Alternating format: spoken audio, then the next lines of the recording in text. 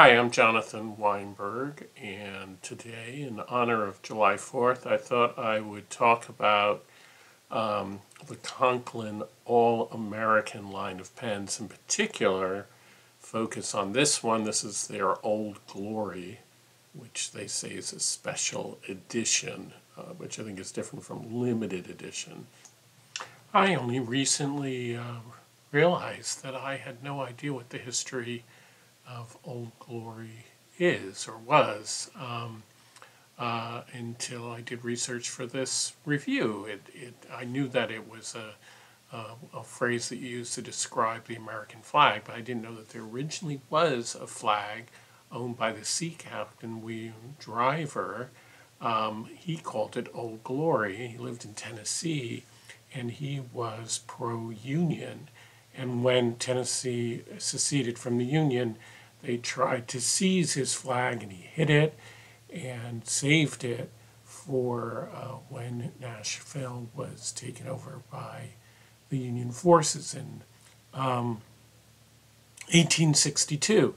And so the original flag was hidden in a quilt. It was sewn into a quilt. And the flag now is in the Smithsonian. So that's a very interesting story. So the All-American Old Glory pen, in a way, celebrates this historic flag. And it's a great way to think about independence and July 4th today. Conklin is one of the great historic brands. It was founded in the beginning of, well, actually, just the very tail end of the 19th century.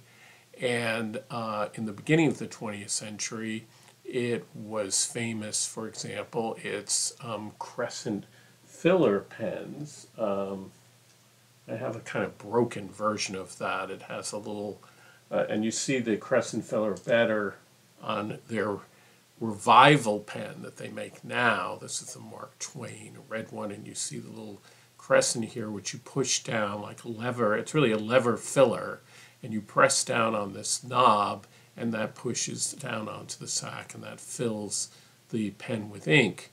And Conklin, to this very day, has sort of revived the crescent filler, even though in many ways it's a strange way to get ink into the pen when there are a lot of better ways to do that now.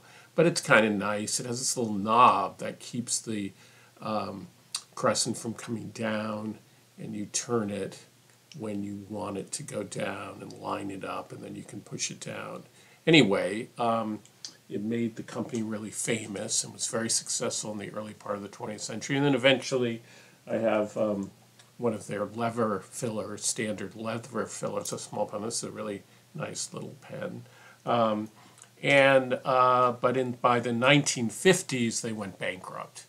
And the brand was revived in somewhere around 2000 when I believe the company Jaffa, I'm not quite sure what the whole history it is, whether someone bought Conklin's name and made the company and then sold it to Jaffa Brands, or whether Jaffa Brands was behind it in the beginning. And they started making pens under that brand name Conklin. The All-American is interesting. It reminds me of the Saturday Night Live routine. Talk amongst yourselves. I'll give you a topic. The radical reconstruction of the South after the Civil War was neither radical nor a reconstruction. Discuss. Right, because the thing about the All-American is that doesn't seem to be made in the United States. On it, it talks about their trademark, and they say Toledo, Ohio, USA, which is where the original Conklin brand was created, but there is no Conklin company in Toledo anymore. Jaffa Brands is not based in Toledo, Ohio. It actually is in California, and that's where it says Conklin is.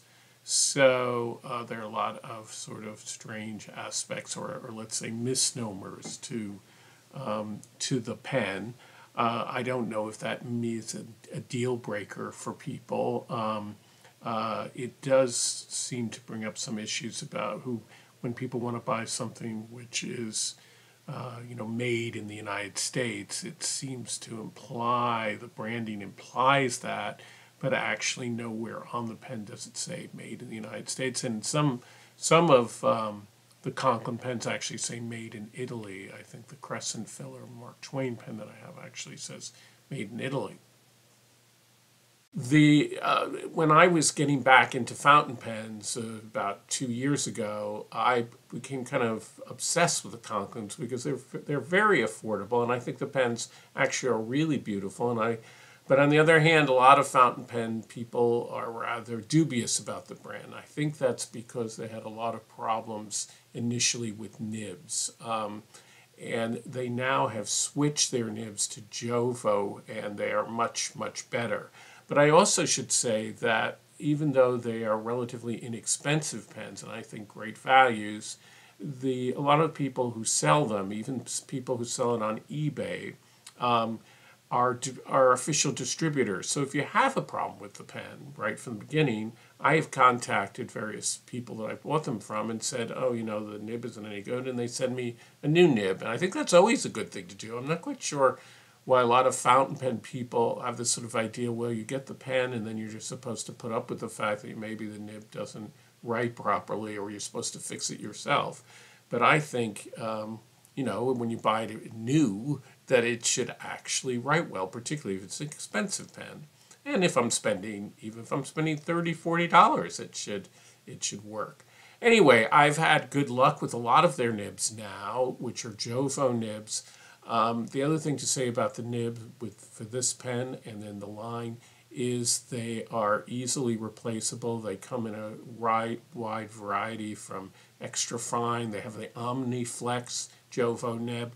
But the housing for the nib is actually particular to Conklin in Monteverdi, which is sort of the sister company of Conklin. Conklin makes pens which have a kind of retro look for the most part, while Monteverdi tends to make similar pens, but they have a modernist look, I would say. And they're a similar price point, and they come in similar boxes, etc., etc. So I think that it's sort of like Buick and Chevrolet in the GM world. That's what Conklin and Monteverdi are like in the Jaffa brand world. So the point is that although they use Jovo nibs, and usually Jovo number 6 nibs, they don't use the standard Jovo housing when you screw them in and out. So you should be aware of that. However, you can completely take the nib out and put a number 6 nib into it if you want to use a different nib. They'll be very careful with the housing because I've had situations where the housing is actually broken when I've done that. So anyway, the All-American line, this is the Old Glory, but it comes in a whole range of colors and types. So this is the Old Glory. And it's a pretty large pen. So this is the All-American, just as comparison. Here is the Safari Vista, and you can see it's pretty wide. It's wider than that. And actually, it is not unlike the size, well, maybe it's smaller, but there's the Mont Blanc, well, similar size to the Mont Blanc 149. And it posts pretty securely, but it's pretty heavy when it posts.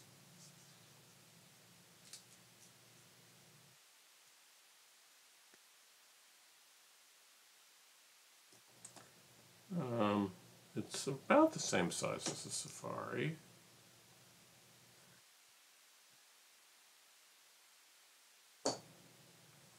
And about the same size as the Mont Blanc 149. So you can see that it's quite a large pen. And I think, again, the idea of its affordability. It comes in many different colors and names that are related to the United States. So, for example, there is a Yellowstone. There is a Southwest turquoise pen. There is this rainbow pen, which is coated in PVD, which is great, glamorous to look at. I think it's my gayest pen. Keeping in mind I'm gay, I don't mean it in any bad way. I think it's a good thing, but it's it's all metal, so it's very, very heavy pen. And then there are these demonstrator versions, which I really like. So here's a clear one with this kind of copper color, which I really like. And these are advertised as eyedropper pens because they're clear. So they come with converters, and of course they can use international cartridges, but these in particular they say are good for eyedropping pens. I'm not a big fan of doing that, but if you did use them as eyedropper pens, they would hold an enormous amount of ink in them. I particularly like the blue. I know that I think the demonstrator also comes in an orange version, but I don't own that one. And they often introduce special editions. This is a pen that they introduced during the aftermath or during COVID to celebrate the medical people and the support staff who was doing a great work with COVID, and so that's a special numbered edition or limited edition. So Conklin sometimes has limited editions which are actually numbered, and then they have special editions, which I guess mean that they're only going to produce the pen for a little while. And you can see that right on the pen it says Conklin, and it says Toledo, Ohio, and it says All American, and it says United States. And in the case of this white one, it actually has the number that of the limited edition. So if the pen is a limited edition, it has a number on it. Another aspect of the Conklin contemporary brand that is kind of cool is that, particularly for such an inexpensive pen, is that it comes in this rather impressive leatherite box with this nice sewing. So it makes a very nice presentation if you're giving a gift. And here you see the card that comes with it that talks about how their pen's been created from the original design of earlier models and were hand manufactured by artisans dedicated to producing writing instruments worthy of this legendary name. And then on the inside, of course, it tells you how to use a converter or how to use a cartridge. And then typically on the bottom you get the two international style cartridges. And then you can see you have the pen with the converter, the top. One of the things that's nice about Conklin pens is the converters are nice and they screw in, which makes them quite secure. I like screwing converters. And if you do ever have problems leaking the solutions, just use a little bit of silicone to help seal it. And there you can see the Omniflex nib that has a kind of falcon or cut-in shapes on the side that help it flex a little bit. As I say, it doesn't flex that much, but it flexes a little. Another thing to be said about these pens that is really nice is their clip, which is very much based on the original Conklin clip from the old days, but it has a rocker clip, and I think that's very nice. I like the way it operates, so you can see it clicking back and forth. I have on this pen a Omniflex nib, which I've reviewed elsewhere. Flex is a little bit of a misnomer here. I would say it's a semi-flex. It doesn't flex a lot, but it does have some flex to it. And I think it's actually a very nice nib particularly for drawing, and it does have some character to it. So if you're not expecting a huge amount from it, I think it's a very nice choice. And I think I got this pen for around $40. So I think given the the beauty of the resin, which I think is really nice, and the smoothness of it, and the look of the pen, and the feel of the pen, I like this. I like big pens. I think this was a really great buy. It lists for I think around $100, so I should say that. And you have to look for a good bargain. I know that Pen Savings often has it inexpensively. Often on eBay it's inexpensive. Now I'm going to do a writing sample, and then I'm going to do a drawing of a sunflower, which I think is good for July 4th, and watercolor it using the old Glory pen and some Dr. Martin colors. As always, please subscribe if you enjoy this review.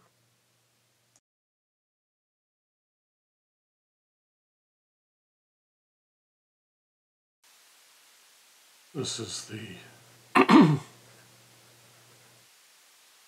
Omniflex nib, and this is Waterman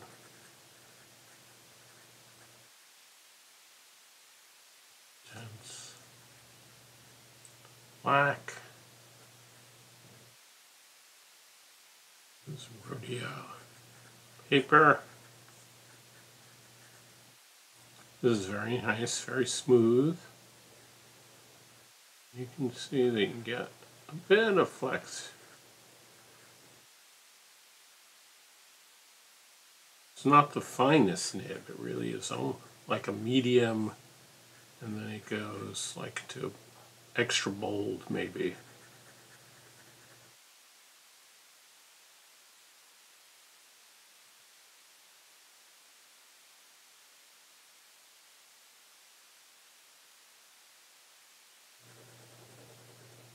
Very wet.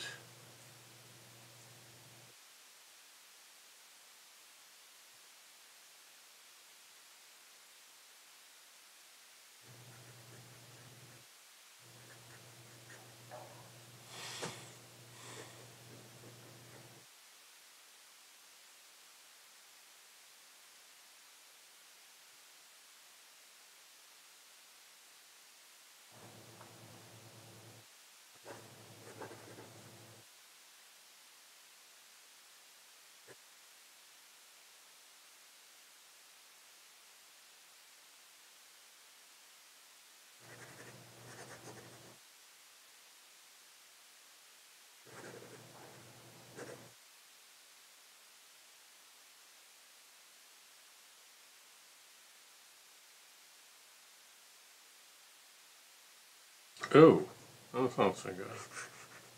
So it's very wet.